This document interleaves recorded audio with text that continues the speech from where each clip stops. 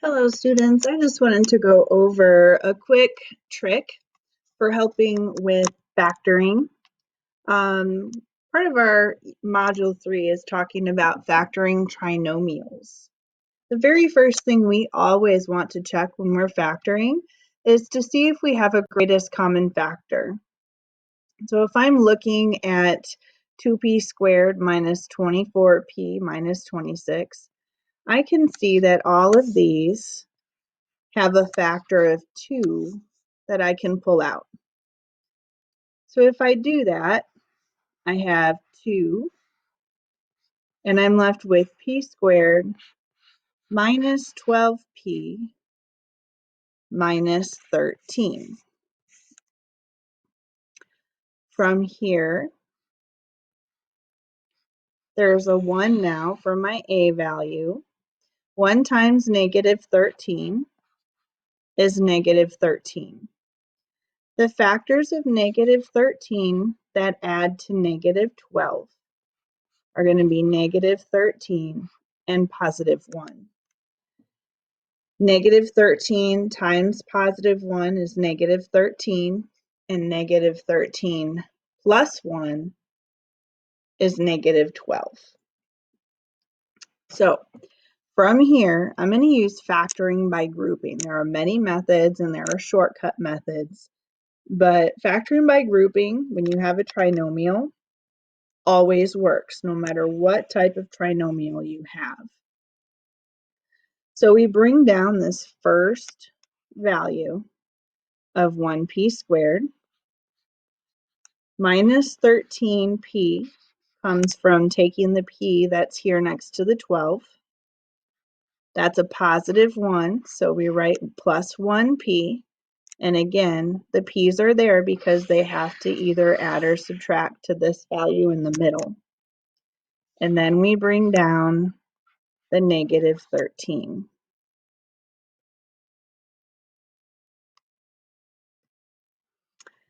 Now that I have these 4 terms, I'm going to rewrite them over here.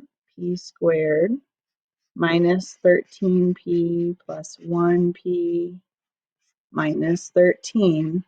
We're doing something called factoring by grouping.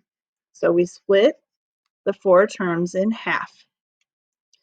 The common factor on the left side is p, leaving us with p minus 13. Remember, the common factor means we're reducing both of those terms by that value.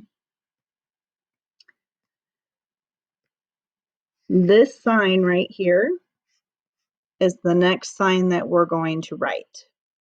And that was a positive, so we're going to write plus. And then the common factor with 1p and 13 is 1.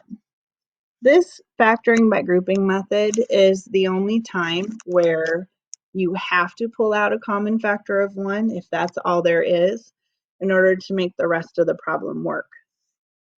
So we divide by 1 and we have p minus 13.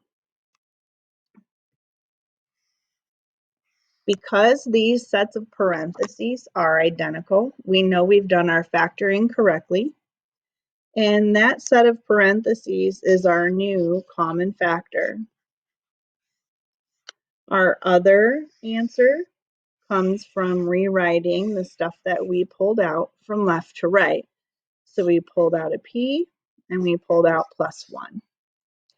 Our last part is we have this common factor of 2 that we pulled out in the very beginning.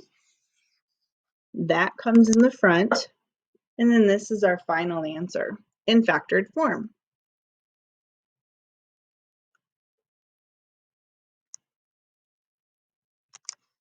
Now we're going to take a look at the second problem that I have on this page. We're going to start this problem the exact same way. The difference is I'm going to show you a graphing calculator trick for helping to find factors. Okay, 6, 15, and 36. They all have a common factor of 3. So I'm going to start with reducing that by a factor of 3. we do that, we have 2x squared plus 5x minus 12 left over. Using the bridge and the factoring by grouping method, 2 times negative 12 is negative 24.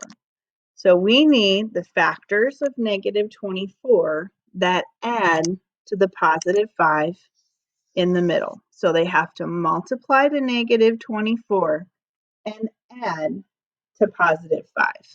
So how can our graphing calculator help us with that? Well, I'm going to come into the graphing portion where the y equals is. And our problem is factors of negative 24. So I'm going to type negative 24 divided by x.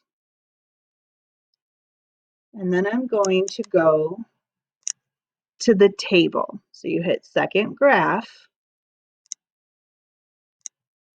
and you go to the table. This table now doesn't matter if you're scrolling up or down. Anything that's a whole number, meaning no decimals, is going to be factors of negative 24. So negative 4 and positive 6, negative 3, positive 8, negative 2, positive 12, negative 1, positive 24, and so on. So we can scroll, and remember we're trying to find which of those will add to a positive 5. So if I'm looking for, oh, I see 3 and negative 8. Well, 3 and negative 8 is a negative 5.